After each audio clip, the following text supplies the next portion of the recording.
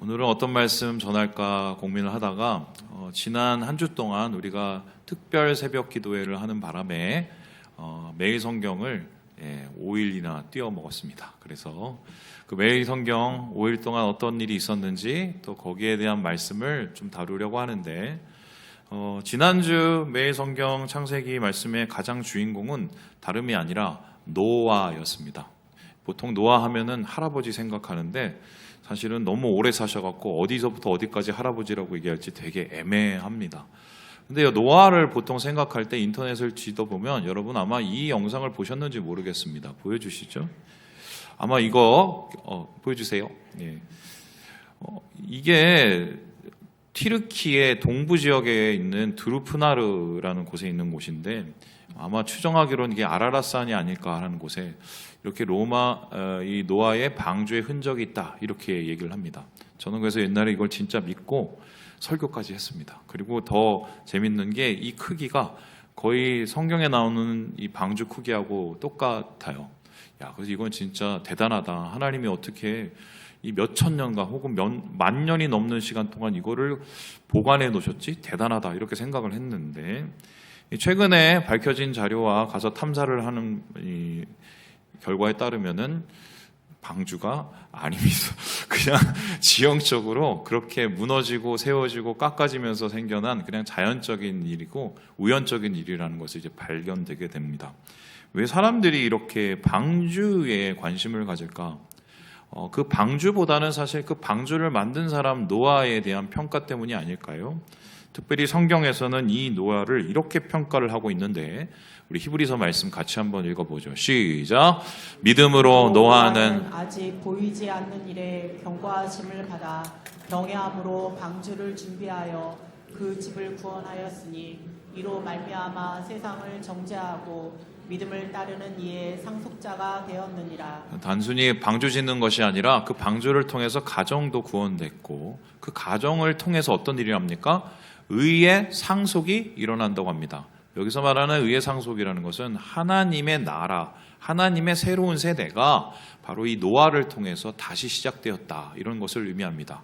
야, 어떤 사람이길래 하나님께서 정말 1인을 픽업하셔서 이 가정을 통해서 이런 놀라운 일들을 만드셨을까? 실제로 이 창세기 6장에 보면은 노아를 가리켜서 당대 의인이라고 얘기를 하거든요. 야, 그러면 노아는 정말 대단한가 보다 이렇게 생각할 수가 있습니다. 진짜일까요? 다음 그림을 보면 좀 생각이 달라지십니다.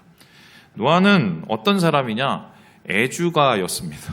저기 누워 계시고 벌거벗은 저분이 바로 노아십니다. 예, 이게 그나마 제가 찾은 그림 중에 제일 덜 저속한 사진입니다. 코가 비뚤어지도록 마시고 이 일이 자주 있었던 것 같아요. 그런데 이 일이 어느 정도의 비극을 만들어내느냐? 저기 보면은 두 명은 가리고 보지 않는데 한 명은 이제 멀쩡하게 있는 저 친구가 있죠. 저 친구가 바로 함이라는 친구인데 함이라는 친구가 아버지를 욕보였다는 이유로 이후에 집안에 정말 비극, 서로 싸우고 서로 경쟁하고 비교하는 이런 일들이 일어납니다. 이제 그렇다면은 이 노아는 사실 실수가 생각보다는 굉장히 많은 사람이었어요. 뿐만 아니라 나중에 화를 못 참고 함에게 해대거든요. 그러면 성정도 성격도 우리처럼 똑같았던 사람이다. 이렇게 생각할 수가 있습니다. 아니, 그래도 의인이라고 하는데 뭔가 다른 게 있지 않겠어요? 이렇게 생각할 수 있는데요.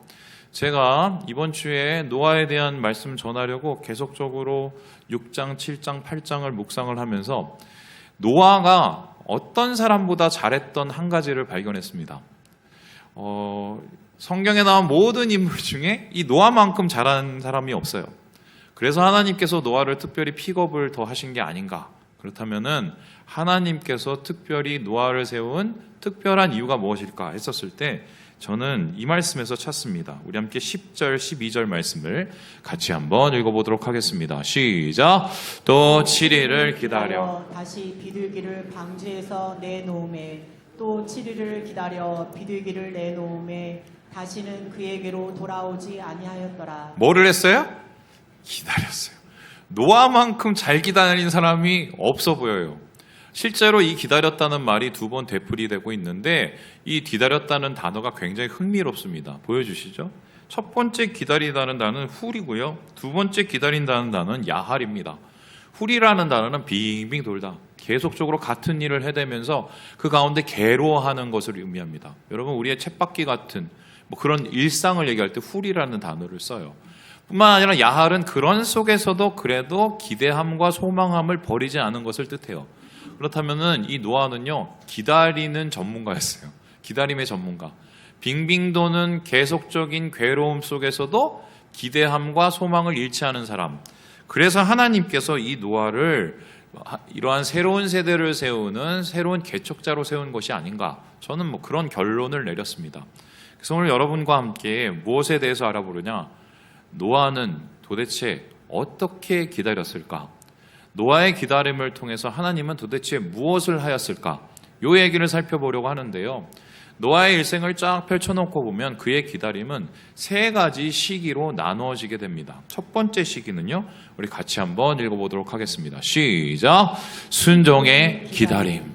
첫 번째 시기는 순종의 기다림이었어요. 이 순종의 기다림은 다른 것이 아니라 비가 오기까지의 과정이었습니다. 우리 함께 14절의 말씀을 같이 한번 읽어보도록 하겠습니다. 시작! 너는 고페르 나무로 너를 위하여 방주를 만들되 그 안에 칸들을 막고 역청을 그 안팎에 칠하라. 지금 여기 보니까 노아가 고페르 나무라는 것을 통해서 방주를 만들었다고 얘기를 합니다. 그런데 이 방주를 만들었다는 것은 여러 가지의 어려움이 있었습니다. 첫 번째, 이 고페르 나무라는 것도요, 사실은 어떤 나무인지 잘 모릅니다. 그리고 여기에만 써 있는 단어예요. 그래 놓으니까 되게 힘들게 이렇게 나무를 세워서 뭔가를 만들었는데 이것은 사실 그 자체가 불가능으로부터 시작이 된 겁니다. 뿐만 아니라 이 규모를 보면요, 다음과 같은데요, 보여주시죠.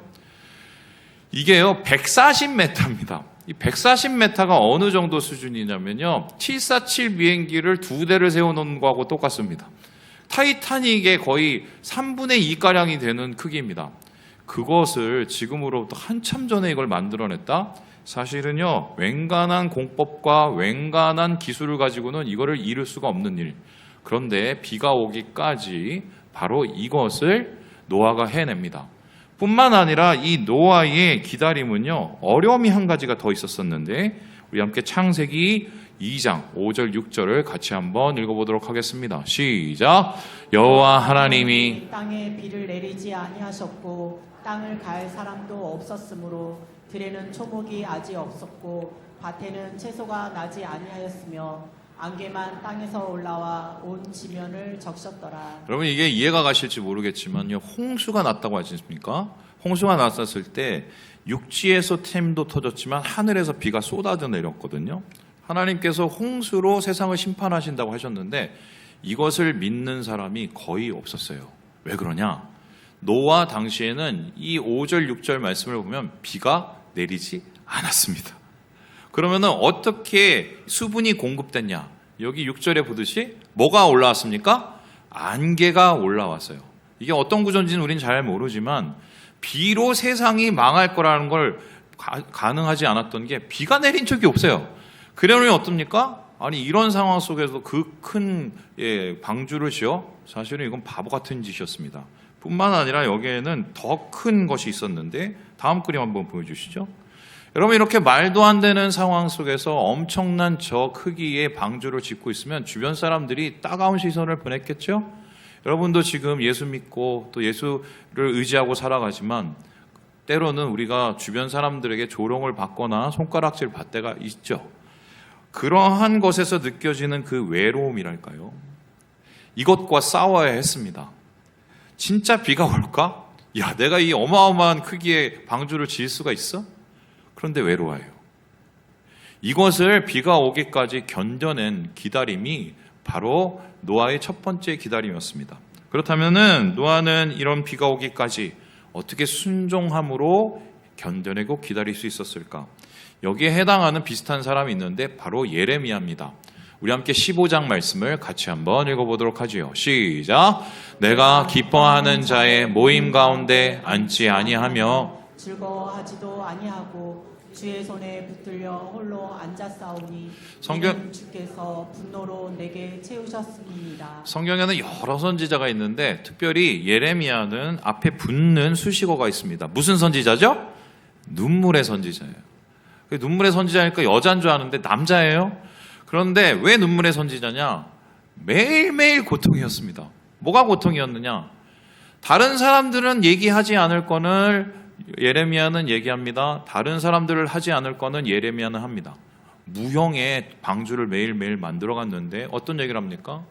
야, 우리 다 잘 돼. 이럴 때 예레미야는 아니야, 우리 망해. 바벨론한테 절대로 복종하지 마. 아니야, 하나님이 허락하셨으니까 우리 져야 돼. 이 얘기하면서 나중에는요, 생명의 위협을 받고 웅덩이에 빠져서 죽을 뻔까지 합니다. 그러니까 이 사람이 그런 속에서도 얼마나 도망가고 싶었겠어요. 그러니까 오죽했으면 내 안에 분노가 가득 찼다고 하고요. 그 분노가 어느 정도라고 하면요, 그 이후의 말씀을 보면은요, 내 마음에 마른 시내가 있다고 얘기를 합니다. 마른 시내가. 그 마른 시내가 뭐냐? 하나님께서 내 마음을 바짝바짝 말리셨다는 거예요.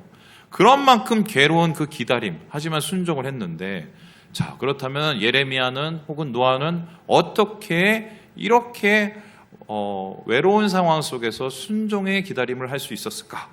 15장 20절에 이렇게 얘기를 합니다. 우리 같이 한번 읽어볼까요? 시작. 내가 너로 이 백성 앞에 견고한 노성벽이 되게 하리니 그들이 너를 칠지라도 이기지 못할 것은 내가 너와 함께하여 너를 구하여 건짐이라 여호와의 말씀이니라. 하나님의 말씀 때문이었어요. 그를 세우신 하나님의 말씀. 그것이 노성벽 같게 만들었고요.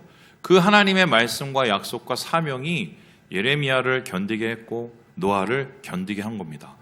외로움과 또 여러 가지의 역경 속에서도 하나님이 주신 그 말씀 하나 붙잡고 그 사명 하나 붙잡고 이겨냈다. 그래서 노아의 이 기다림에는 순종으로 이루는 하나님의 역사가 있는 것입니다.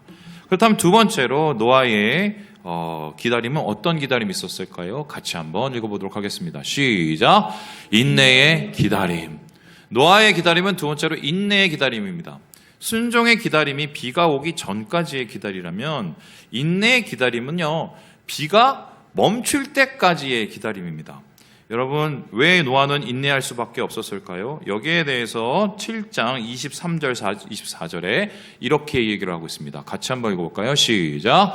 지면의 모든 생물을 쓸어버리시니 그 사람과 가축과 기는 것과 공중의 새까지라 이들은 땅에서 쓸어버림을 당하였으되 오직 노아와 그와 함께 방주에 있던 자들만 남았더라. 물이 150일을 땅에 넘쳤더라. 순종으로 그래도 기다릴 때는 그래도 뭔가를 만들고 뭔가를 세울 수가 있었잖아요. 그래도 그것에 대한 또 보람이 있었을 거 아닙니까? 그런데 두 번째 기다림은요, 한없는 기다림이요. 왜요? 비가 내렸는데 150일을 내리고 150일을 마르고 총 여기에서 며칠 동안 있냐? 370일 동안 있습니다. 1년이 넘는 시간을 꼼짝없이 이 배 안에서 갑자기 있는 거예요. 그런데 중요한 것은 이 배가 사실은 배가 아닙니다. 이 방주라고 번역된 이 단어가 태바인데요. 이 태바는요, 정확하게 표현하면 이 그림하고 똑같습니다. 보여주시죠? 거의 괴짝이에요. 이 구조를 한번 보세요. 그냥 아파트를 그냥 이렇게 누여서 지은 거라고 보시면 됩니다. 그러니까 이거는 돛도 없어요. 그리고 키도 없어요. 탓도 없어요. 한마디로 이렇게 떠 있는 거예요. 하나님이 배를 만든 게 아니에요. 그러면은 비가 옵니다. 그러면 어디로 갈지를 알아요, 몰라요? 몰라요. 비가 그치고 나서 내가 어디에 설지를 압니까, 뭡니까? 몰라요. 그냥 하루하루를 언제 그치냐 기다리면서 그냥 막막하게 버텨내는 겁니다. 속이 얼마나 탔겠어요. 그래서 노아가 할 수 있었던 최고의 행동은 뭐냐? 다음 그림에서 보여주죠. 날이 맑아지고 그리고 뭔가 좀 개는 느낌이 드니까 새를 날립니다. 첫 번째 까마귀 날리고 두 번째 비둘기 날리고. 까마귀는 나중에 안 돌아왔죠. 그러니까 까마귀가 까마귀인 거예요. 그런데 비둘기 통해서 계속적으로 소식을 보고 다시 나가게 되는. 이게 노아가 370일 동안 그 방주 안에서 할 수 있었던 전부입니다. 여러분, 이 마음을 어떻게 생각하십니까? 저는 이거 경험해 본 적이 있어요. 하나님께서 옴짝달싹 못하게 하시고 꼼짝도 못하게 하시면서 그냥 저를 몰아넣으셨던 경험이 있습니다. 그때는요, 뭘 해도 안 됩니다. 뭘 해도 다 안 돼요.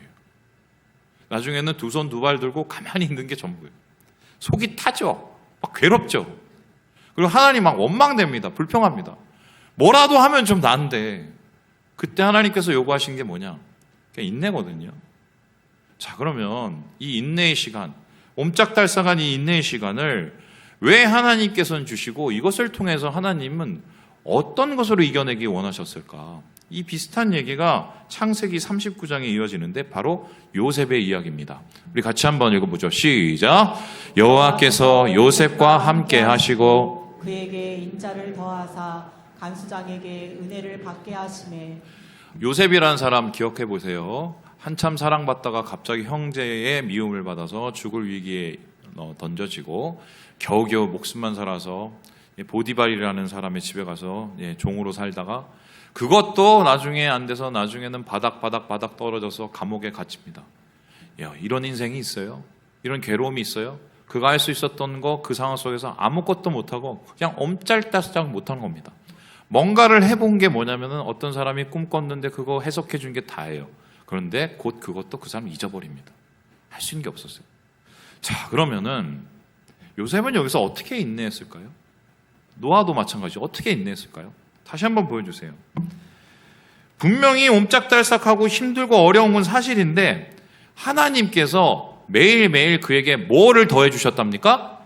인자를 더해 주셨대요. 그리고 뭐를 받게 하셨대요? 은혜를 받게 하셨대요.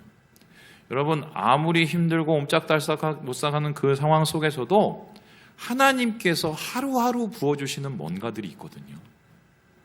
그게 작지만 그 작은 것 속에서 하나님께서 발견하시는 은혜가 있어요. 사실은 진짜 지금 여러분 속에서도 어렵고 힘든 옴짝달싹한 모든 상황을 경험하신 분도 계실 텐데 저도 경험해 봤는데요. 그때는 기다려야 돼요. 근데 하루를 어떻게 기다리냐? 그날 주시는 하나님의 은혜를 작게 발견하면서 버텨나가는 거예요. 그렇게 370일을 버텨냈고 그 370일의 인내를 통해서 결국은 하나님의 새로운 세대를 세울 수 있었다. 성경은 우리에게 이렇게 이야기를 하고 있습니다. 그렇다면 마지막으로 노아가 기다렸던 세 번째 기다림은 무엇이 있을까요? 같이 한번 읽어봅니다. 시작. 신뢰의 기다림. 순종하면서 방주 지었습니다. 인내하면서 370일 동안 방주에 갇혔습니다. 세 번째 기다림은 이제 방주에서 나오는 기다림입니다. 그럼 방주에서 나왔을 때 얼마나 기뻤을까? 얼마나 행복했을까? 성경은 이렇게 기록하고 있는데요. 우리 18절, 19절의 말씀을 같이 한번 읽어보도록 하겠습니다. 시작. 노아가 그 아들들과 그의 아내와 그 며느리들과 함께 나왔고 땅 위의 동물 곧 모든 짐승과 모든 기는 것과 모든 새도 그 종류대로 방주에서 나왔더라. 방주에서 나왔는데 나와보니 완전히 새로운 세상이 됐습니다. 자, 새로운 세상은 아름다웠을까요? 엉망진창이었을까요? 잘하시네요. 네. 도울 사람이 있었을까요? 없었을까요? 하나도 없어요. 하나부터 열까지 지가 다 해야 됩니다. 막막하죠?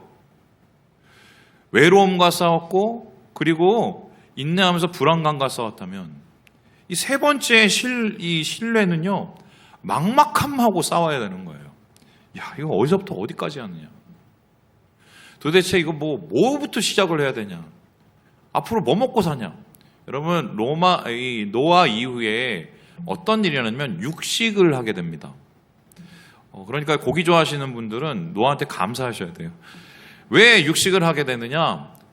이유는 그 전에는 채소나 과일만으로 충분한 양식을 먹을 수가 있었는데 상황이 너무 안 좋아지면서 동물도 취하게 된 거예요. 그러니까 그가 겪었던 막막함이 어느 정도의 수준인지 예상할 수 있겠죠. 자, 그렇다면 나와서 그가 그 막막함 속에서 제일 먼저 한 게 뭘까요? 성경이 이렇게 기록하는데 그림 보여주시죠. 예배부터 드렸습니다.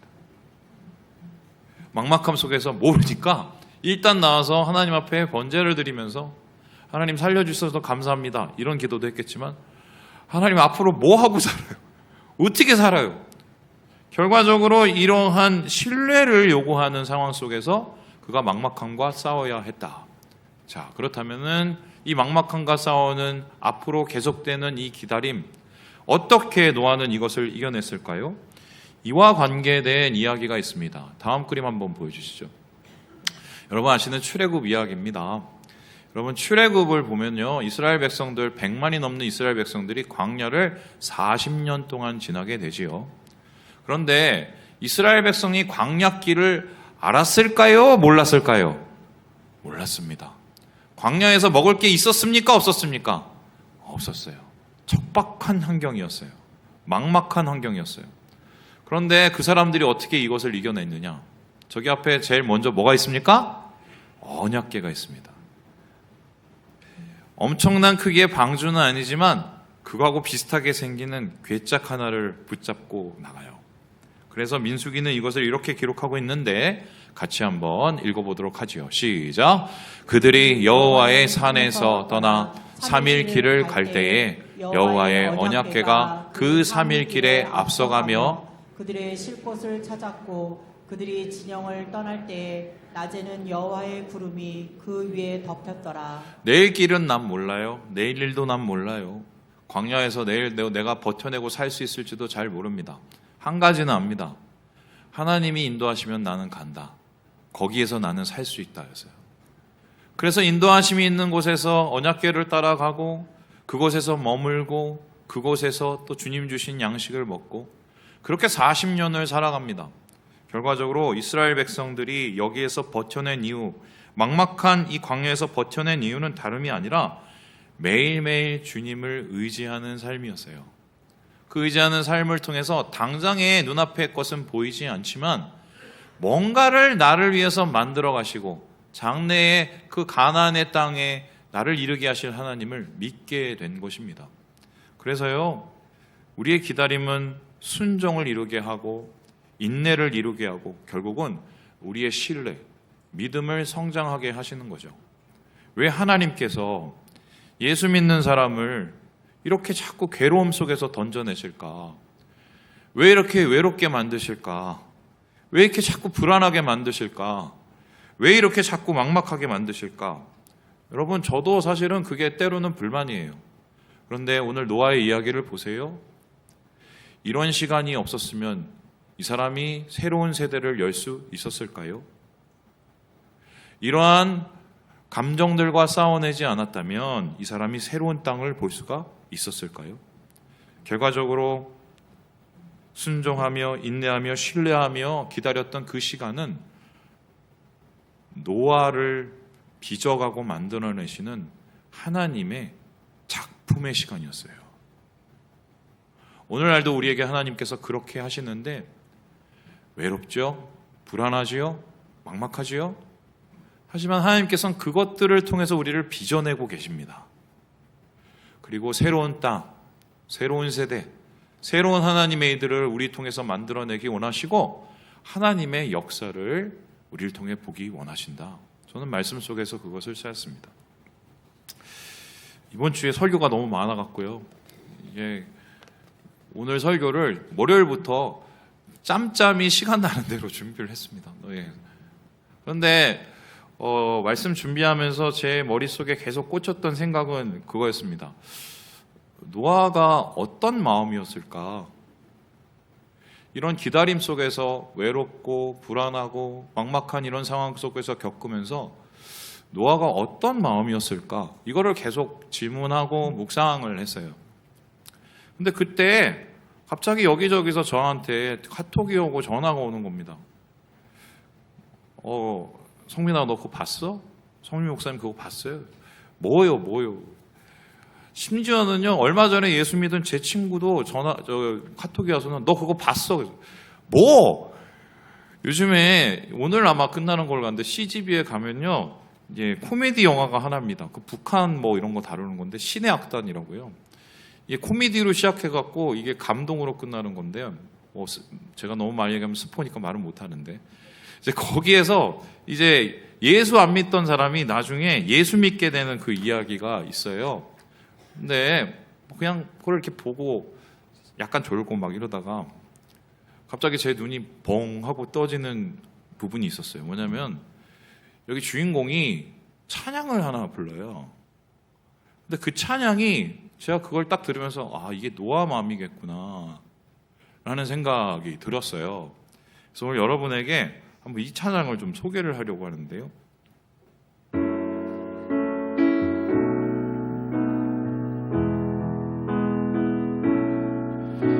왜 나를 깊은 어둠 속에 홀로 두시는지, 어두운 밤은 왜 그리 길었는지,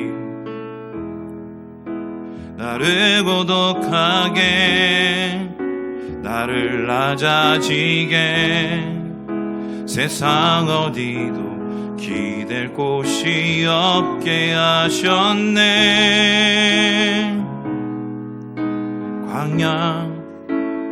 광야에 서 있네.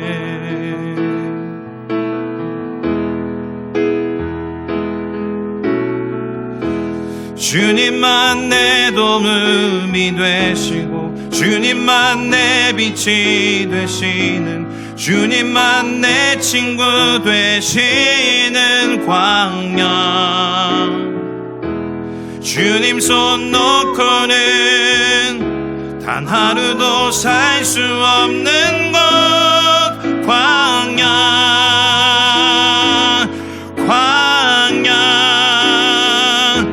주께서 나를 사용하시려, 나를 더 정결케 하시려, 나를 택하여 보내신 그곳 광야. 성령이 내 영을 다시 태어나게 하신 곳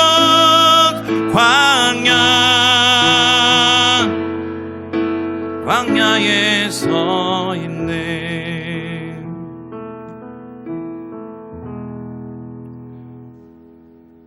여기 아마 광야 서 계시는 분들 계신 겁니다. 앞이 안 보이고 뭘 해야 될지 모르겠고 막막하고 불안하고 외롭고. 그런데 중요한 것은 하나님께서 우리를 빚어가고 계신다는 거예요. 여러분의 손을 놓지 않고 계신다는 겁니다.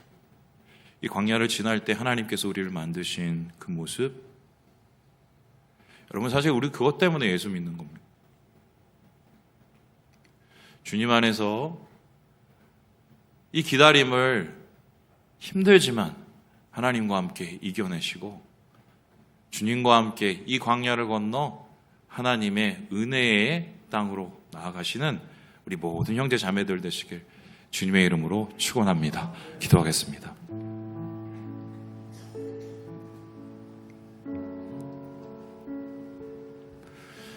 하나님 아버지,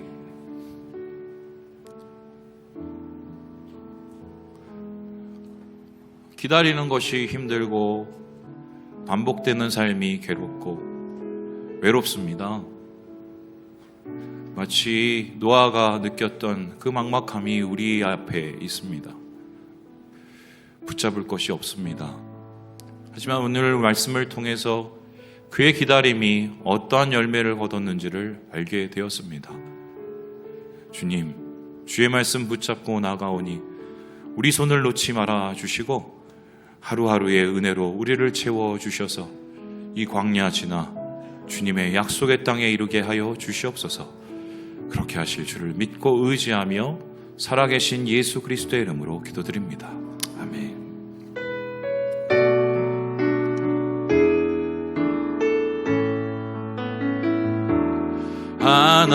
하나님의 사랑을 사모하는 자, 하나님의 평안을 바라보는 자, 너의 모든 것 창조하신 우리 주님이 너를 얼마나 사랑하시는지 하나님께 찬양과 경배하는 자, 하나님의 선하심을 닮아가는 자, 너의 모든 것 창조하신 우리 주님이 너를 자녀사. 우리 같이 일어나 찬양할까요? 하나님 사랑의 눈으로, 하나님 사랑의 눈으로 너를 어느 때나 바라보시고, 하나님 인자한 귀로서 언제나 너에게 기울이시니, 어두움에 밝은 빛을 비춰주시고, 너의 작은 시름에도 응답하시니, 너는 어느 곳에 있든지 주를 향하고 주만. 우리 여평제자매 축복하며 찬양하겠습니다. 하나님 사랑의 눈으로, 하나님 사랑의 눈으로 너를 어느 때나 바라보시고, 하나님 인자한, 하나님 인자한 귀로서 언제나 너에게 기울이시니, 어두움에 밝은 빛을 비춰주시고, 너의 작은 시름에도 응답하시니, 너는 어느 곳에 있든지 주를 향하고 주만 바라볼지라. 주